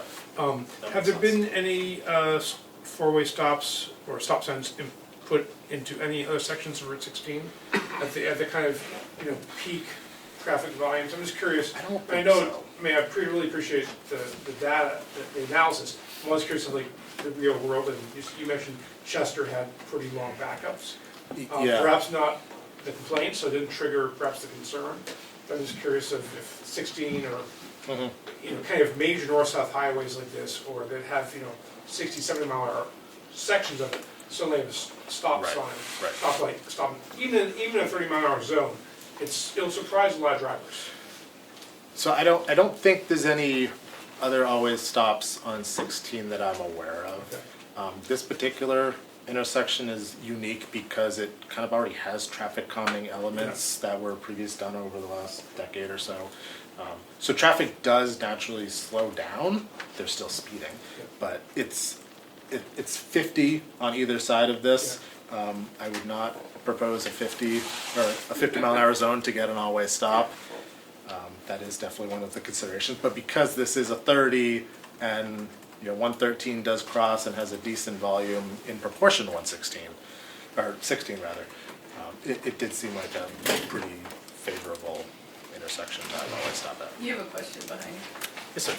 I'd just like to say, as a resident here that observes the traffic on 16 and 113 at close hand, that I really feel you're minimizing the amount of backup that will be there. And it's not that it's an occasional thing, it's 2 days of practically every weekend during the cold months, and it's all week long from May through October at this point. And when we witness the traffic at the stoplights, for example, in West Ospey, you don't go south on a Sunday afternoon and intend to go through that intersection because it'll take you not 2 minutes. It'll Several take you cycles. several cycles Yeah. at least. Where that backs up into the 4-lane section. And talking about it backing up to the post office in Chicago, it does that now. Someone's waiting to If someone turn. waiting to turn left, sure. But I just, it's, when we've addressed this, when it's been an issue that's of concern here to the town, and it's gone on this long without really any action, it's frustrating. Sure. It's frustrating. I have pictures for you. I do want, if you're looking at four-way stops in Chicarwa, there's an issue with 113 coming from the Madison side, so Okay. coming westbound. Yep. And some of it has to do with just regular maintenance, traffic, those approaching Yeah, that just the tree. intersection. Yep. You can't see the warning signs that Yep. are there. Yep. The other thing is, from a certain perspective, you can't even tell that Route 16 is there. Right. So if there's no traffic crossing an intersection at that point, Yep. there's no awareness of a driver who's not familiar with that crossing. Yeah, I being think that's there. why they have the flanking stop sign over there so you can identify it. Which points a little bit away from the road, actually. Yeah. So maintenance there is poor. This is a Yes. similar kind of picture. Yep, yep. And this is a lot of the issues that I mentioned. We try to put these countermeasures in, and then trees grow over the signs. And That's funny, they do that every year. they do that every year. I know. If we had more people, I'd send them out to do it. Yeah. One thing I'd suggest, since doing a four-way stop intersection involves putting in stop lines that aren't currently there, that if there's a crosswalk at the Route 16 and 113 intersection, do the crosswalks at the same time. Oh, yeah. Yeah, It's absolutely. the biggest issue with trying to do them is traffic control. Yep. And Yep. if it were to happen, I think that would be very much appreciated. Because those crosswalks exist today, so I wouldn't propose to pull those out. I would propose to restrike them at the same time, absolutely. You heard it. Yeah, the delay, like I said, you're probably not right. I think the delay will be noticeable. You know, Chester, one of their, and I keep going back to Chester just because it's closest in terms of volume as a comparable. Like I noted they had significant delays to begin with. The difference between this and the signal in Ossipee is you're stopped at a red light for whatever duration of that red light is. At the stoplight, or at the stop sign rather, most of the traffic we acknowledge, 75% of the traffic is going to be on 16. And most of them are going straight, so they can go at the same time, constantly. Until someone's on 113 that needs to make a movement, they're gonna do their thing, and then 16 keeps going. So if there's a left, they yield, and then you keep going. So you get 2 vehicles going every 3-4 seconds, and they're just going. And during low volume times, and this is just from observation, a lot of people will do a rolling stop, which is still better than what they're doing now. I'm not condoning that. Don't do that. Come to a complete stop and then go again. But it's a much safer condition. You've at least analyzed the intersection, you've assessed it, you made sure no one else is coming, and it's safe to go through.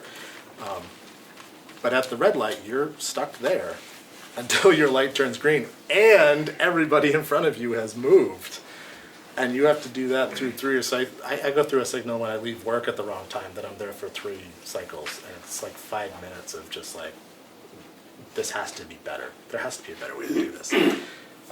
So I do understand that. I certainly get the analogy. I don't believe the always stop will be, from a delay perspective, as bad as the signal. But again, that would be something that we would 100% monitor. We have the means to do that through our probe data, and if it's getting excessive during certain times of the year for prolonged periods of time, that's something we would 100% have to reassess. Corey, Yes, sir. Thank you. I got a couple points of confusion. So it sounded like the state is interested primarily in doing 16 and Page Hill, and then maybe doing this area later. And my question is, if this area is town controlled, can the town just do it sooner, or would it just be more cost efficient to have the state do it all at once? And then also, I wonder, like, you have the slip lane out here, like, if you were to close it, like, would it just, the pavement be ripped up, or would it become green space, or like, what would Well, I think nobody's proposing removing the slip lane right now. Okay. I am. Okay. I'm just saying, that was part of our Yeah. earlier conversation when Carl was here and we were talking about the committees. He gave a committee report about what the committee had talked about as problem areas for the village, and there were a lot. And one of the conversations when we talked last time about four-way stops was, what are different ways we could address several of those problem areas at the same time? And one of those ways was either moving the Veterans Memorial Yep, I or recall turning the the slipway into green space. Yep. So, And what DOT is proposing is leaving the slip lane. Okay. They would rather have it be a one-way. Okay, so it'd become a one-way, and then is that portion sort of like town-controlled, and then they're just kind of helping us, or what? Like, it sounded like there was some kind of bifurcation between. No, I don't think so. No. I think it's a DOT project, Yeah. they're gonna pay for it, we'd love them to do that. 113 is state road. Yeah, because the intersection is the intersection with the state road, the state controls the intersection for the most part. So we would be responsible for at least the stop bars and stop bars and lines. And did you have this area as kind of like the sort of the third portion? So this isn't necessarily part of what I came to talk about today, because depending on who maintains and owns this road would determine who would be funding any effort like that. Regardless of if it's town or state, there are ways to use federal funding for that if it was available. But if it's a town road, a lot of state revenue would not be available to use for it. So that would be a different effort. Throwing a stop sign up doesn't seem like it'd be all that difficult or costly. No, it's not costly. It's very cost effective. A lot of it is the traffic control and just the engineering to make sure getting, it makes sense. Yeah, part of it's the analysis. Like if we got rid of the slip lane, you need to do further analysis to make sure the right turns will work for a larger vehicle, because it is a bad skew for a right if you had to make it from that side of the monument. But the other part is getting someone out there, whether it's a contractor or DOT people, one, getting them mobilized to be out there and having all the proper equipment, and two, the traffic control. The actual signs and paint and stuff is pretty minimal in the ultimate cost. Thanks.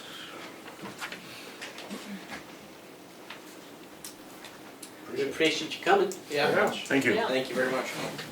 Thank you very much. Thank you. I appreciate this. So did I understand right, we'll possibly have a public hearing and then you'll It's be- not, it would be a listening session, not a hearing, Won't be a public, but, yeah. Okay. public hearing. And then you'd let Corey know if Yeah. he's ready to report. When's Carl back? I think next week. Our first meeting's in 2 weeks, or do we have a meeting next week? No, it's the second Tuesday, so it'll be 2 weeks. So as long as there's time for him to come back and digest it, so that you can be part of that conversation, then we can do it at the next board meeting. And just have it as an agenda item. Yeah, so we don't meet again until The 12th. Well, that's May. 14th, I'm in the wrong month. April 14th. April 14th? Yeah. We're skipping 2 weeks? Well, we do the second and 14th. Oh, that's because it's a 3-week, right. Okay. So as long as we get in touch with you before May 1st-ish? Yeah, I will, for scheduling and just advertising purposes, I'll assume yes, because it's easier to pull them out if you say no than to try to put them back in. So I'll plan on including both of them for now, and I'll be able to have time to pull them out. Even if the project advertises and we, at that point, say, pump the brakes, I could still take them out of the contract at that point. Thank you. I have one quick question. Yeah. There's currently on Route 16, a triangular yellow sign with a stick figure, Yeah. person walking, And a and an pedestrian. arrow pointing down Yeah. to the crosswalk that you can't see anymore. But would that remain? If the crosswalk went away, we'd pull the sign down too. Right. Yeah, but the crosswalk, you're saying the one closest to the intersection is gonna stay there. Correct. So that pole with the figure would stay there as well? So Emma, you might know better, but I believe because it's a controlled intersection, we would not have the pedestrian signing there. You'd have a stop sign instead. You'd have the stop sign instead, and we could put the crosswalk back where it is, but you would not have the pedestrian. So you'd be telling if pedestrians where to go, but the vehicles would be stopping regardless. Correct. And you're assuming if they're stopping, that they know pedestrians might be crossing. If they stop and there's a pedestrian waiting there, by law, they should be waiting. And they'll be painted crosswalks. No, it's good. Yeah. So, if you need me to attend the next public session or even just listen online for any questions, I'd be I happy think it'd be to. super helpful if you, I mean, even if you just zoomed in, it'd be really helpful. Okay. So Yeah, that's I don't mind doing a Zoom thing. I don't know how Yeah. much functionality I have to chat through Zoom through this, but. Yeah. Yeah, Okay, okay. So yeah, I'd be happy to do that. Just to be clear on the deadline that we Yeah. have, Yeah. you would need to know the approval of these two four-way stops by when? So I was just mentioning that I'm going to plan on having these included in my project so that I don't really have to worry about the deadline. And then if the board or the town comes back and says, hey, we want one but not the other, or don't want both, I can pull them out at that point. The project advertises May 7th or something like that. And even that has a couple weeks beforehand that everything needs to be finalized. So, I mean, I'm looking at like a month or so, but if it goes longer than that, I have means to pull them out if it doesn't go that way. And Carol, typically, in the past, when we've had conversations like this come up that we've sought public input, when we've had the listening session, it's not uncommon for us to take a vote, a recommending vote at the end of that meeting. So I would say, Okay. come to the next meeting, to the listening session, and say what you need to say and listen to what you need to say, because it's very likely the vote will happen then. Great. Yeah. I just don't want to miss a deadline. Oh, yeah, no, we won't miss the deadline. Don't worry about the deadlines. I'm not worried about those. April 14th. Yes. Yeah. Yeah. So this one will be a separate implementation if it happens versus the other two. Just- so. And you guys can track backup data from the cell phone data that you subscribe to? We can. I mean, I can look in Google Maps, but Right, yeah, I'm just curious same to like thing, if right. you can go back in time with the data you Yeah. guys have and Yeah. look at actual backups. How far back we can go?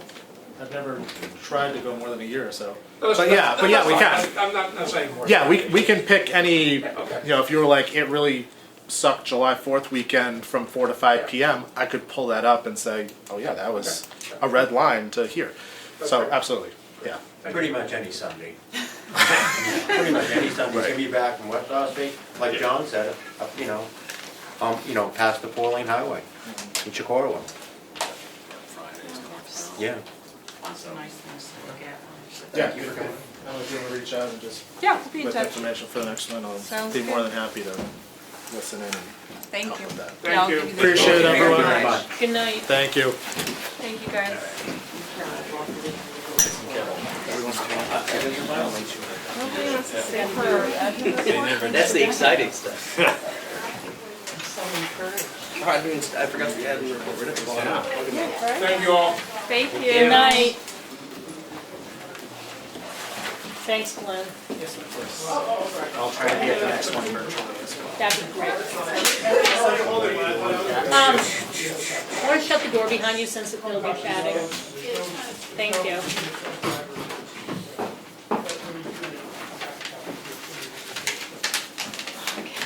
Moving on to the administrator report. The account balance is $4,014,735. Just working on all the post-town meeting follow-up, getting information imported into the DRA portal and our budget into MTS, and then our audit has been scheduled this week, so Michaela and I have just been really busy answering all the auditor questions, but everything's going smoothly. That's all I have to say.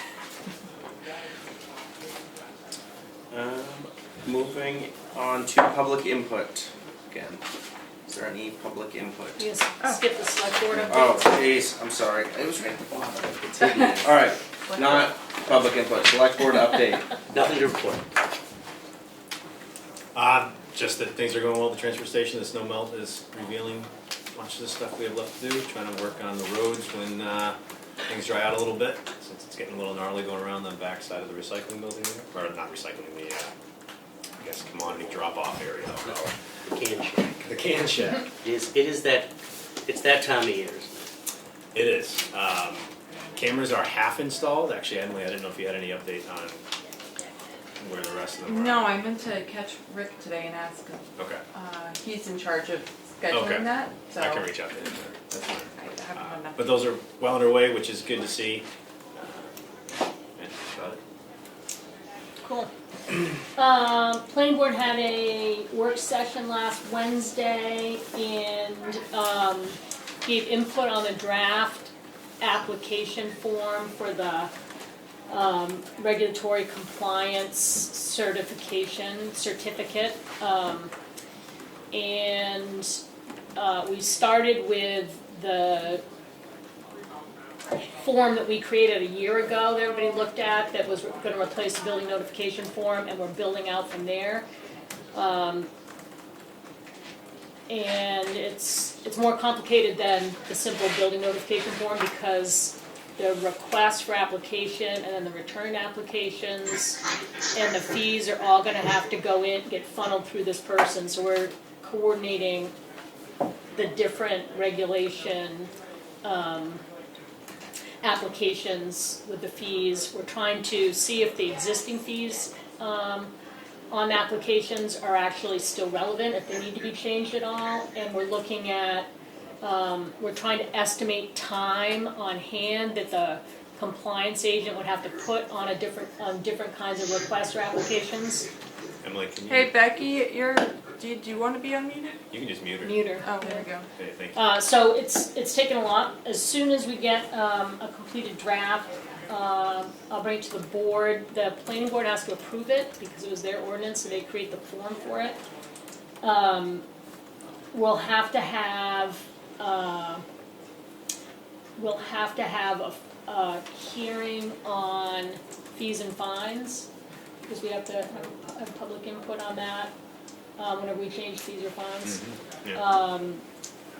So that'll be coming up, and then the job description, I've just been looking at the two job descriptions we already have for compliance, the one we had for the junkyards and the one we had for groundwater protection, pulling language from those, and also looking at language in Sandwich, which is the most close sort of scenario to what we're gonna have.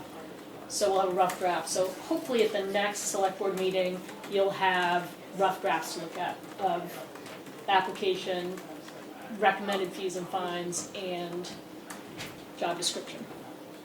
And that's way ahead of when we had the last ordinance we adopted was groundwater protection, and we built in a whole year for this part of the process once it got approved. So we'll be hitting the ground running sooner, which is nice. Thanks for all that. Yeah, the planning board dove in on Wednesday.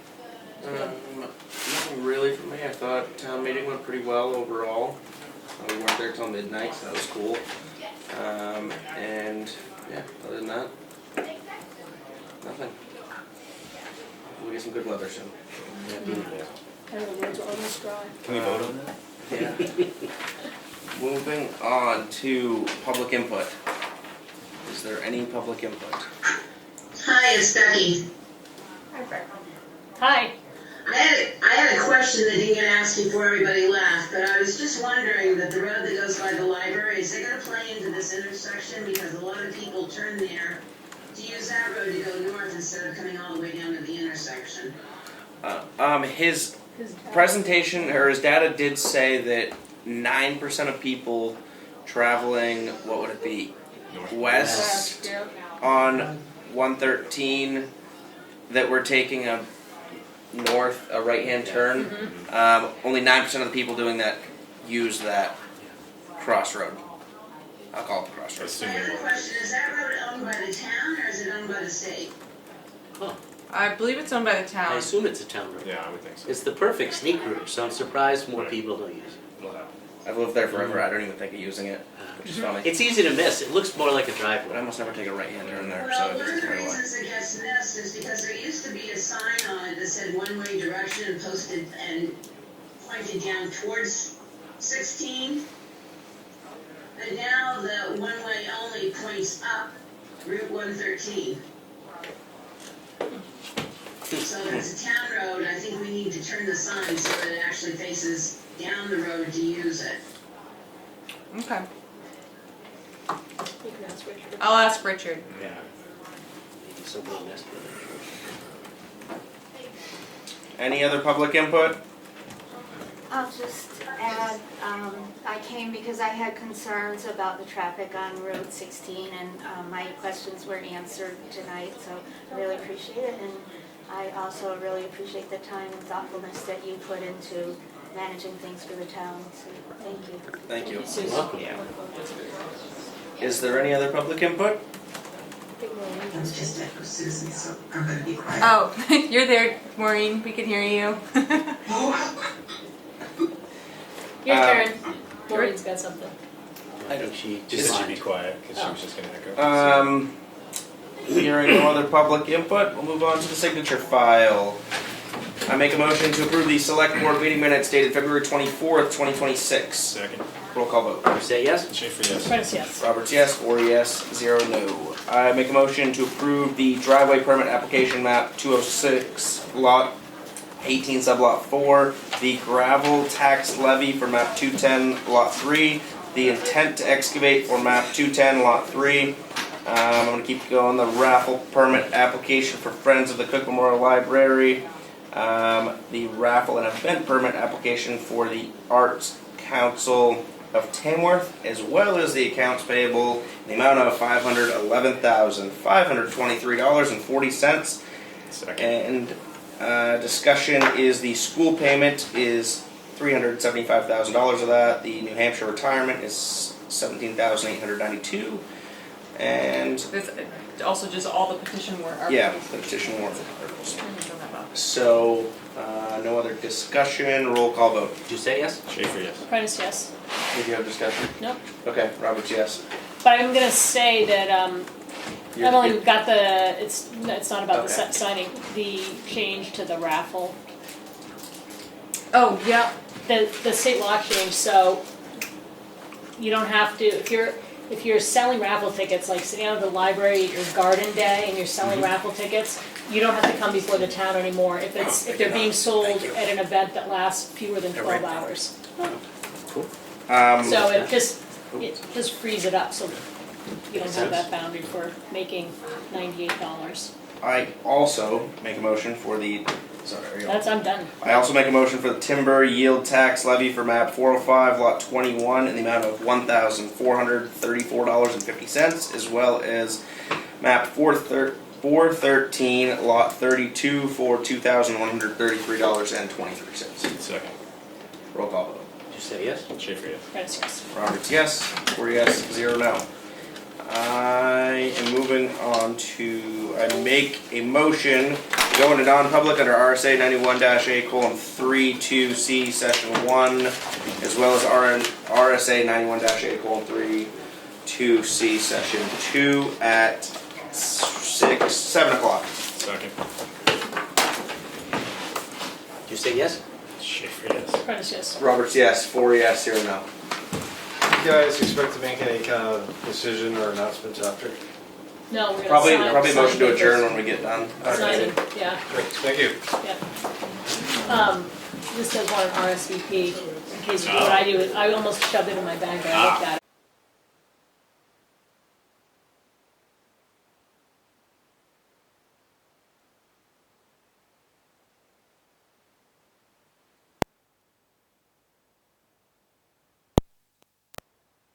The lock changed. How do I sound? Bruno, you know you have a mug up there with your name on it? Better not be. Town of Tamworth mug, Christmas present for you. So It's been sitting there. Are you still on the cemetery? 7:22. No. Oh, that's why they gave it to you. I make a motion to come out of non-public at 7:22 p.m. Second. Minutes are not sealed. Roll call vote. Did you say yes? Schaefer, yes. Curtis, yes. Roberts, yes. Anything else? Yes. If you have the minutes and they're not sealed, can we see them or just stop by tomorrow?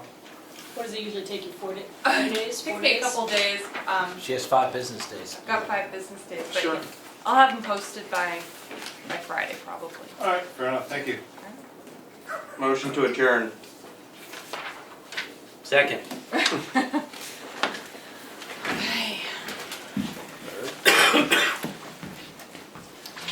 Last one? That's it. I wish you could put that. It does.